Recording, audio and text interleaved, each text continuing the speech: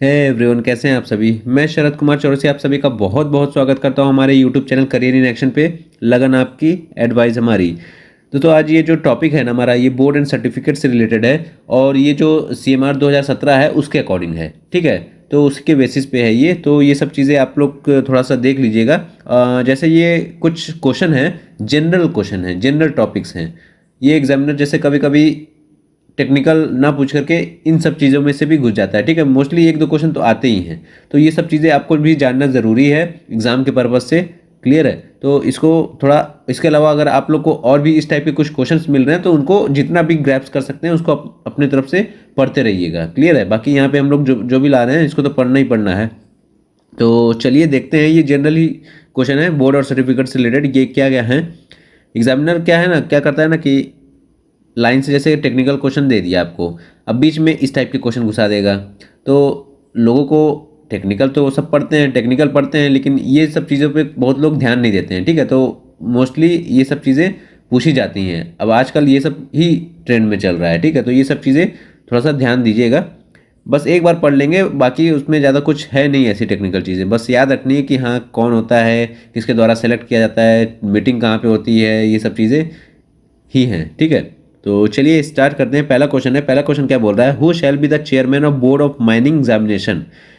ये बोल रहा है कि जो chair of board of mining examination होता है, ठीक है, वो कौन होता है। पहला, a person appointed by the central government, वो पर्सन जो सेंट्रल गवर्नमेंट के द्वारा अपॉइंट किए जाते हैं। दूसरा, चीफ इंस्पेक्टर। तीसरा, रीजनल इंस्पेक्टर। या फिर फोर्थ, नन। तो याद रखिएगा ऑप्शन 2 करेक्ट हो जाएगा यहाँ पे, चीफ इंस्पेक्टर, ठीक है। चीफ इंस्पेक्टर ही चेयरमैन होता है बोर्ड ऑफ माइनिंग एग्जामिनेशन का। क्लियर है। चलिए नेक्स्ट क्वेश्चन नंबर 2 पे आते हैं। 2 बोल रहा है number of member including chairman in the board of mining examination are. जो मेंबर होते हैं बोर्ड ऑफ माइनिंग एग्जामिनेशन में चेयरमैन को इंक्लूड करके वो कितने होते हैं। पहला 3, दूसरा 5, तीसरा 6 या फिर फोर्थ 11। तो याद रखिएगा इसका ऑप्शन 3 यानी 6, चेयरमैन को इंक्लूड करके 6 मेंबर्स होते हैं, ठीक है। एक चेयरमैन रहेगा, बाकी 5 और मेंबर रहेंगे। क्लियर है।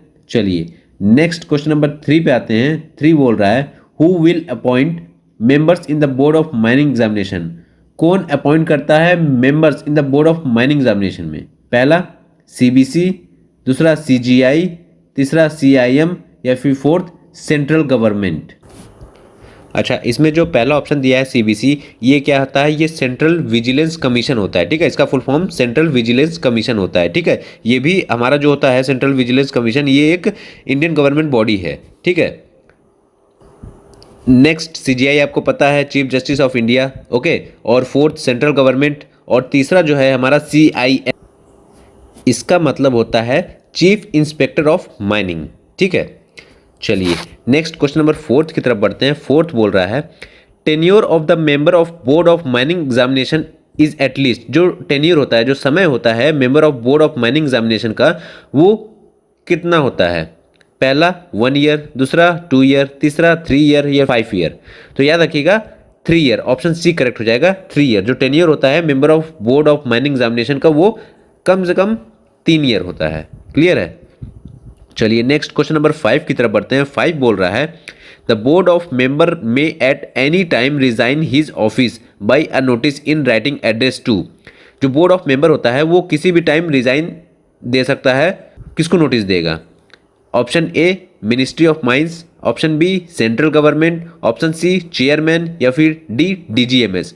तो याद रखिएगा ऑप्शन C चेयरमैन, ठीक है। वो जो रिजाइन देगा ना, वो चेयरमैन को नोटिस देगा कि मैं रिजाइन दे रहा हूँ। क्लियर। चलिए नेक्स्ट क्वेश्चन नंबर 6 की तरफ बढ़ते हैं। 6 बोल रहा है next question number 6 who shall as the secretary to the board of mining examination. अब यहाँ पे पूछ रहा है कि जो सेक्रेटरी है बोर्ड ऑफ माइनिंग एग्जामिनेशन का, वो कौन होगा। अभी पहले पहले क्या पूछा था, चेयरमैन, अब पूछ रहा है सेक्रेटरी। तो यहाँ पे ऑप्शन C दिया है an inspector nominated in the behalf by the chief inspector. Chief inspector के द्वारा जो नॉमिनेट किया जाएगा जो भी इंस्पेक्टर, वो होगा सेक्रेटरी, ठीक है। चलिए नेक्स्ट क्वेश्चन नंबर 7 पे आते हैं। 7 बोल रहा है unless otherwise decided by chairman meetings of the board shall be held at. अब इसमें ये बोल रहा है कि जो चेयरमैन है वो डिसाइड करता है कि मीटिंग कहाँ होनी है, ठीक है। तो इसमें ये बोल रहा है कि अगर जब तक डिसाइड नहीं करता है चेयरमैन कि मीटिंग कहाँ पे होनी है, तो वो जो रेगुलर मीटिंग होती है वो कहाँ पे होगी। Option A Delhi, B Dhanbad, C Nagpur, D Kolkata. तो याद रखिएगा ऑप्शन बी धनबाद, ठीक है। अगर चेयरमैन चेंज नहीं करता या डिसाइड नहीं करता है कि मीटिंग या दिल्ली या नागपुर या कोलकाता में होगी, अगर नहीं बताता है, कुछ इन्फॉर्मेशन नहीं आती है, तो जो भी मीटिंग होगी वो धनबाद में ही होगी। क्लियर है।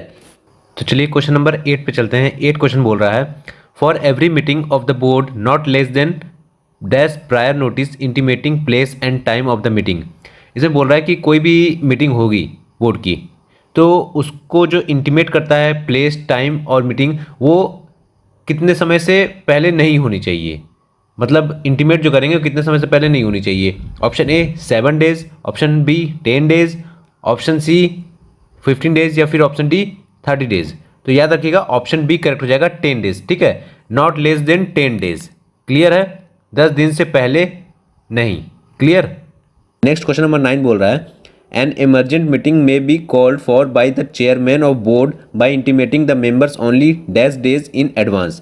अब कोई भी emergent मीटिंग यानी emergency मीटिंग बुलाई जाती है चेयरमैन के द्वारा। क्लियर है। तो वो इंटीमेट जो करता है मेंबर्स को, वो ओनली कितने दिन एडवांस करेगा, कितने दिन पहले करेगा।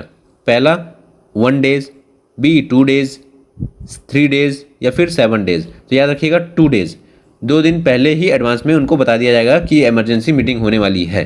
क्लियर है। चलिए नेक्स्ट क्वेश्चन नंबर 10 पे आते हैं। 10th बोल रहा है who shall be preceded over the meeting of the board if the chairman is absent for any reason.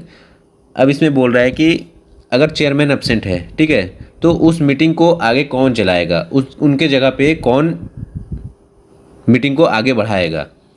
तो option A secretary of the board, option B senior of the board, option C member present shall elect one from among themselves, option D none of the above. तो option C members present shall elect one from among themselves, उनमें से किसी एक member को select किया जाएगा, ठीक है, तो वही मीटिंग चलाएगा आगे, ठीक है, अगर चेयरमैन एब्सेंट रहा तब। चलिए नेक्स्ट क्वेश्चन नंबर 11 की तरफ बढ़ते हैं। 11 बोल रहा है the quorum for any meeting of the board of mining examination is.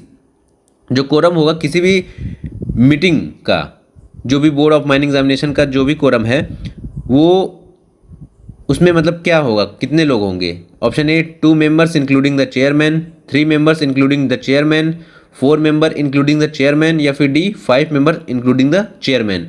तो याद रखिएगा ऑप्शन बी करेक्ट हो जाएगा 3 members including the chairman. 3 members including chairman बोल रहा है, तो 3 मेंबर चेयरमैन को लेके और चेयरमैन को छोड़ के 2 मेंबर होंगे, ठीक है, याद रखिएगा, यानी टोटल 3 लोग रहेंगे, याद रखिएगा, इसमें इंक्लूडिंग बोला है। चलिए नेक्स्ट क्वेश्चन नंबर 12 बोल रहा है certificate granted by the board shall be of dash kinds और टाइप। जो सर्टिफिकेट ग्रांट होता है बोर्ड के द्वारा, वो किस टाइप का होता है या किस तरह, कितने टाइप्स के होते हैं, कितने तरह के होते हैं। Option A 6, option B 7, option C 8 या फिर डी 10। तो याद रखिएगा ऑप्शन ए करेक्ट हो जाएगा 6, ठीक है। जो सर्टिफिकेट ग्रांट किए जाते हैं बोर्ड के द्वारा वो 6 तरह के होते हैं। क्लियर है। तो ये थे इस टाइप के कुछ क्वेश्चन, आप लोग ध्यान से पढ़ लीजिएगा।